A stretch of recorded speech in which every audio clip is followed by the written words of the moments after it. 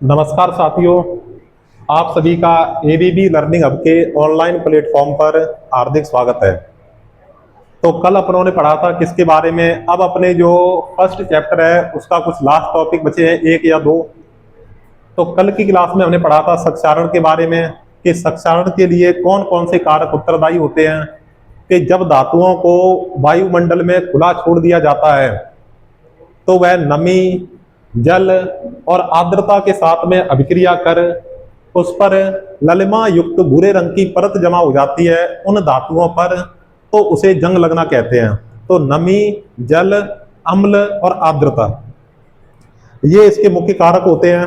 फिर हमने इसकी समीकरण के बारे में पढ़ लिया था कि समीकरण क्या होती है। कि जब आयरन की अभिक्रिया ऑक्सीजन यानी O2 प्लस H2O यानी जल के साथ में करवाते हैं तो तीर का निशान क्या बनता है, Fe2O3 और डॉट में 3H2O, और उसको अपने क्या कहते हैं, जंग कहते हैं। तो वो जंग होती है।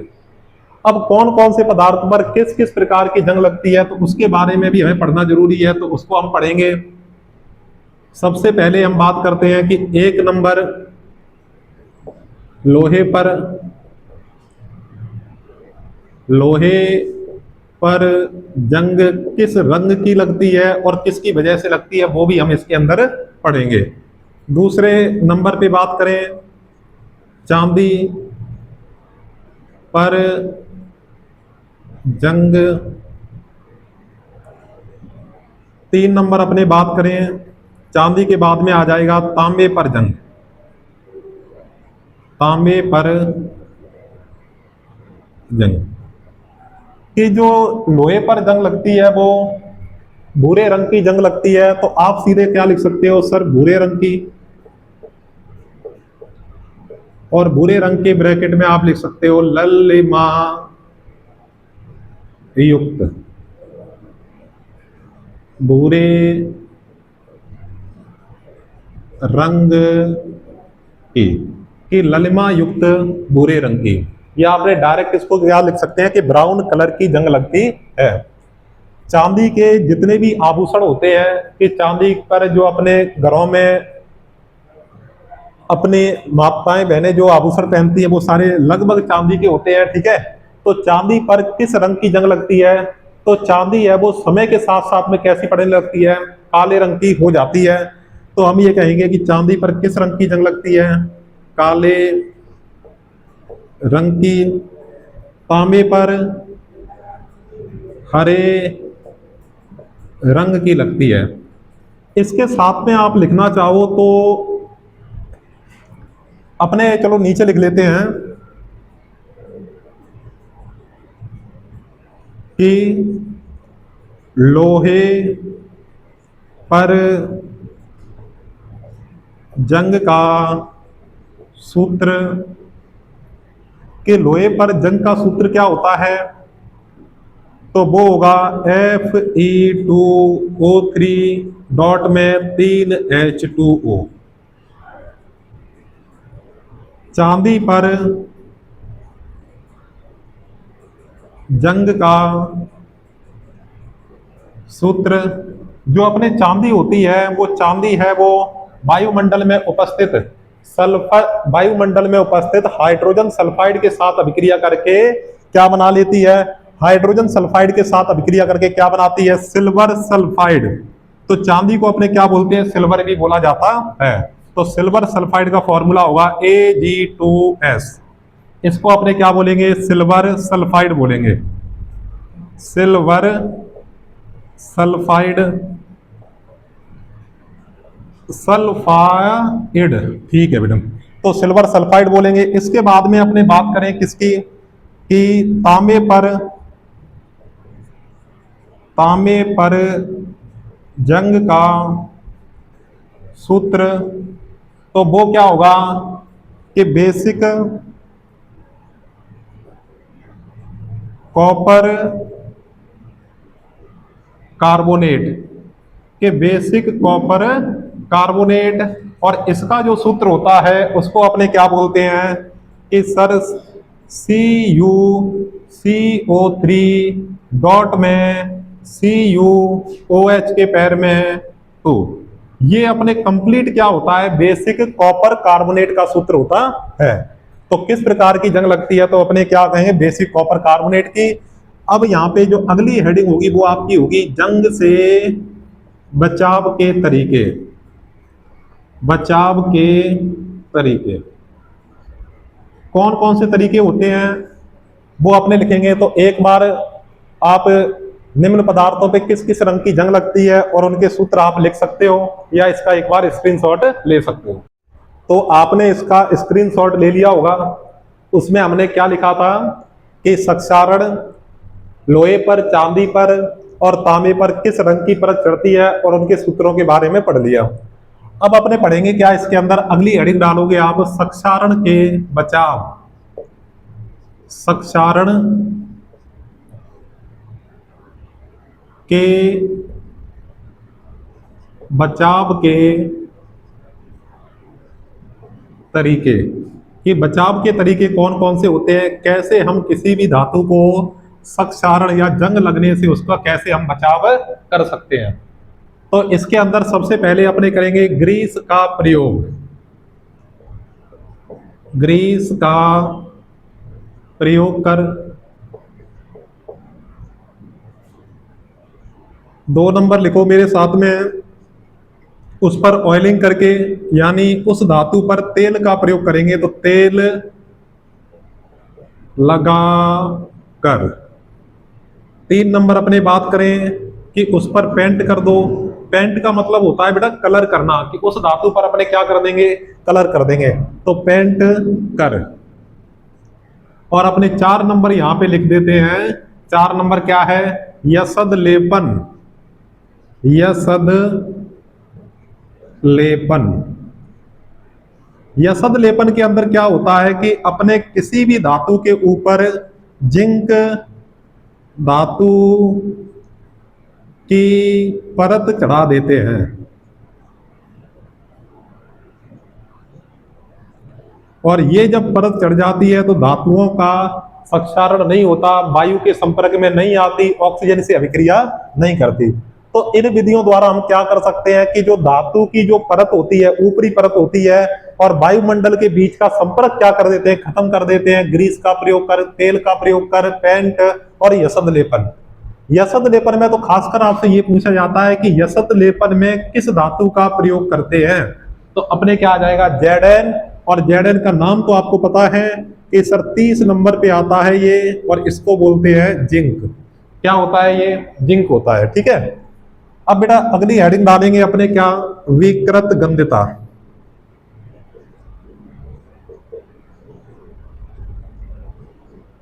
विकृत गंधता कि वसा युक्त खाद्य सामग्री को जब लंबे समय तक हवा में खुला छोड़ दिया जाता है तो वो ऑक्सीकृत होकर उनमें उनके स्वाद और रंग में क्या आ जाता है, परिवर्तन आ जाता है। कि लिखो इसमें कि जब वसा युक्त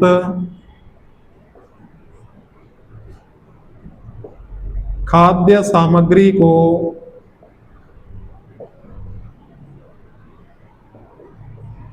लंबे समय तक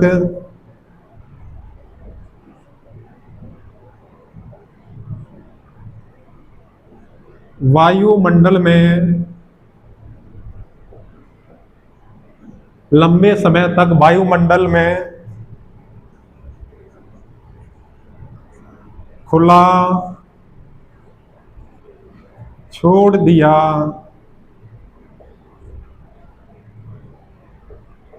जाता है तो वह वायु में उपस्थित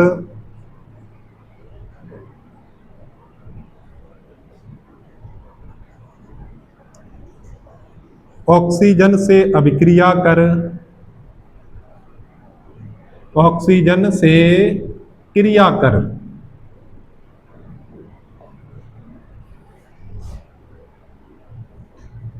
ऑक्सीकृत हो जाती है।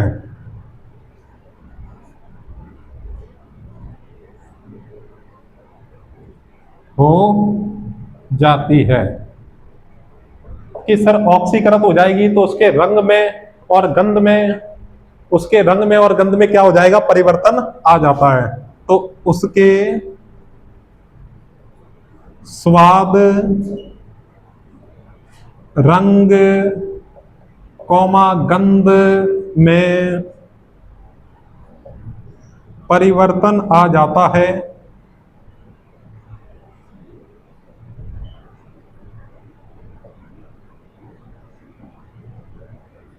इस क्रिया को विकृत गंधता कहते हैं। इस प्रक्रिया को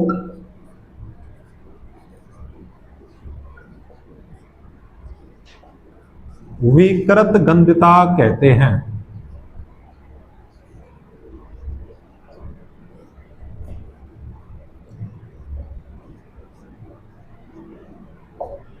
तो विकृत गंधता के बचाव के लिए हमें प्रति ऑक्सीकारक पदार्थों का प्रयोग करना चाहिए। तो आप नई लाइन से लिख दो कि विकृत गंधता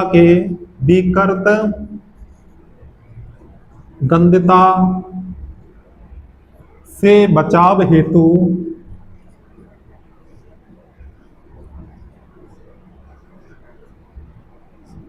प्रति ऑक्सीकारक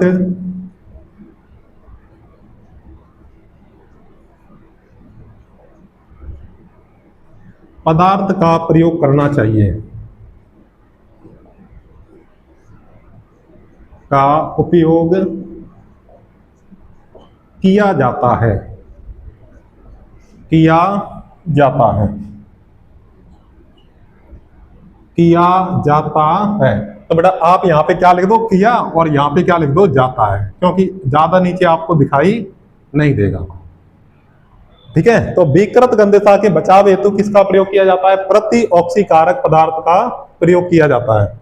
इसके अंदर 2-3 लाइनें और हैं, वो भी आप इसमें ऐड कर लोगे तो बचाव के तरीके आपको समझ में आ गए होंगे। विकृत गंधता, उसकी परिभाषा, रंग, स्वाद और गंध में परिवर्तन हो जाता है। तो एक बार इसका अगर आप स्क्रीनशॉट लेना चाहो, लिखना चाहो तो लिख सकते हो। मैं ऊपर वाला ये रफ कर देता हूं। देखो, जब मैं आपको स्क्रीनशॉट लेने का बोलता हूं तो आप वीडियो को बीच में रोककर आराम से आप लिख सकते हो, कि ये अपना बेनिफिट होता है अपने ऑनलाइन पढ़ने में, कि आप कभी भी वीडियो को आगे पीछे कर सकते हो, उसको पॉज करके आप उसको लिख सकते हो। तो इसमें देखो, एक जो सबसे महत्वपूर्ण है, मैं उदाहरण के रूप में ऐसे लिख देता हूं और इस पर आप स्टार बना देना।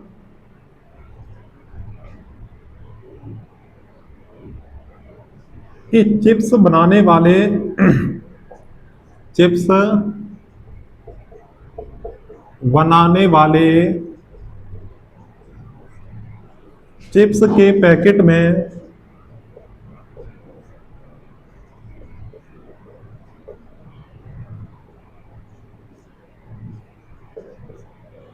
प्रति ऑक्सीकारक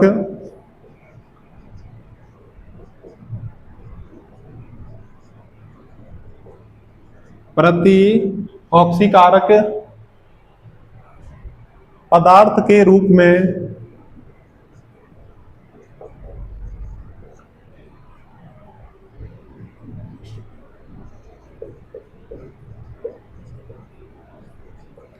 नाइट्रोजन गैस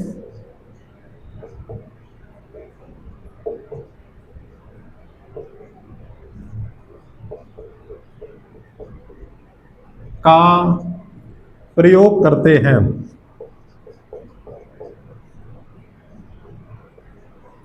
देखो, जो अपने चिप्स होते हैं, चिप्स का पैकेट लेते हैं, लेकिन उसके अंदर चिप्स की मात्रा बहुत कम होती है और पैकेट हमारा क्या होता है, फूला हुआ होता है। तो उस फूले हुए पैकेट में कौन सी गैस भरी जाती है, तो वो होगी नाइट्रोजन गैस।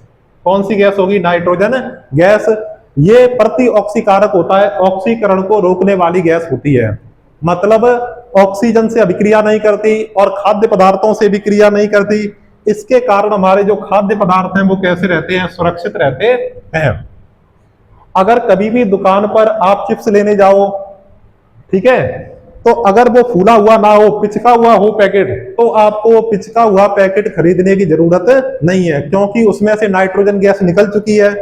तो उसके स्वाद में क्या हो जाएगा, परिवर्तन होगा, वो खराब भी हो सकते हैं। तो जब भी आप पैकेट लो तो हमें फूला हुआ पैकेट लेना चाहिए। अगर फूला हुआ पैकेट है तो उसमें नाइट्रोजन गैस होगी, नाइट्रोजन गैस होगी तो वो चिप्स खराब नहीं होंगे। इसी के नीचे आप लिख दो कि नाइट्रोजन गैस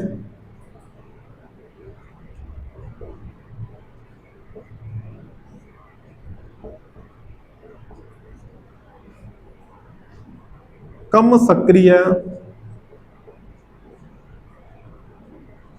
गैस है।